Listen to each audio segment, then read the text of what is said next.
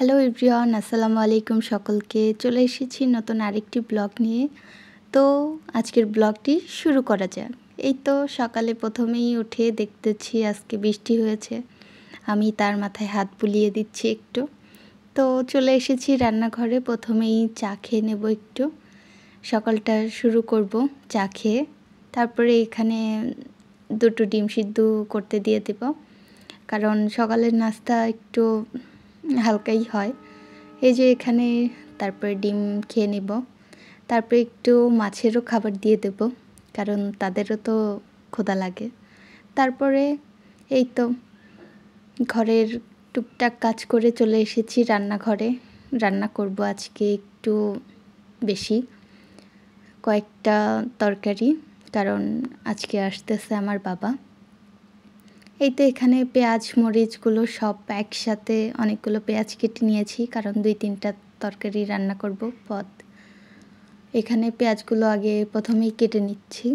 প্রথমে পেঁয়াজগুলো কেটে নেওয়া হয়ে গেছে, তারপরে এই যে পেঁয়াজ মরিচ অফ ক্যামেরায় সবগুলো কেটে নিয়ে এখানে মাছ চচ্চড়ি করব, ছোটো মাছ দিয়ে চচ্চড়ি। অনেকেই ভাজি বলে থাকে, যে ছোটো মাছ দিয়ে তরকারি ভাজি। তো এখানে এই যে তরকারি কেটে নিচ্ছি, আলু দিব, বেগুন এবং ঝিঙ্গা বা এটা কি বলে অনেকেই এক এক জায়গায়। তো এখানে এই যে তরকারিটা ধুয়ে বসিয়ে দেব, কারণ তাড়াতাড়ি রান্না করতে হবে। আবার আব্বু আসলে আব্বুর সাথে একটু বাইরে যাব, তো এই জন্যই একটু তাড়াতাড়ি করতেছিলাম রান্নাটা। এই তো মাছ চচ্চড়িটা মাখিয়ে দিচ্ছি। তো এই যে ভালো করে হলুদ লবণ দিয়ে মাখিয়ে মাছটা উপরে দিয়ে আর একটু ভালো করে মাখিয়ে সামান্য পরিমাণ পানি দিয়ে দিব। এই তো দেখেন কি লোভনীয় হয়েছে। এই তো তারপর ইলিশ মাছ কেটে নিব, ছোট ছোট 2টা ইলিশ মাছ নিয়েছি। তো এগুলো ছোট হলেও টেস্ট আমার কাছে বড় মাছের তুলনায় অনেক ভালো লাগে। জানি না এগুলো বরিশালের ইলিশ বলে চালিয়েছিল, বাট খেতে সত্যিই দারুণ। তো এই যে এখানে মাছ দুটো ভালোভাবে কেটে নিব। আমি মাছ কাটতে তেমন পারদর্শী না, তাও এই যে সংসারের টুকটাক যতটুকু পারি আর কি।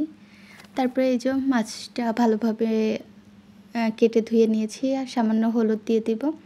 এখানে পেঁয়াজ বাটা এবং লবণ হলুদ যা যা লাগে একসাথে মাখিয়ে তেল দিয়ে পানি দিয়ে সব মাছ একসাথে করে দিয়ে দিব। এই তো মাখানো হয়ে গেলে সামান্য পরিমাণ পানি দিয়ে এই তো কমপ্লিট আমার মাছ রান্না। তারপরে অল্প করে মাংস রান্না করে নিব, কারণ বেশি রান্না করলে সেটা আবার দ্বিতীয় দিন খেতে ভালো লাগে না, এই জন্য সব কিছুই অল্প অল্প করে রান্না করছি। এই তো মাংসে যা যা লাগে সব মশলা একসাথে দিয়ে পানি দিয়ে কষিয়ে মাংসটাকে দিয়ে দেন মাংসটা ভালোভাবে কষিয়ে নেব। এই যে কমপ্লিট আমার মাংস রান্না। এই তো খালা চলে এসে ঘরটা মুছে দিচ্ছে, বাবাও চলে এসেছে, বাবার সাথে চলে যাচ্ছি। কিছু ওষুধ উঠিয়ে নেব বাবার সাথে। তারপর বিকালে একটু ঘুরতে বের হয়েছিলাম শহীদুলের চটপটি খেতে। এই তো বাসায় চলে এসেছি, রাত্রে মাছের খাবার দিলাম। আজকের ভিডিও এই পর্যন্তই। ভালো থাকবেন সবাই, আল্লাহ হাফেজ।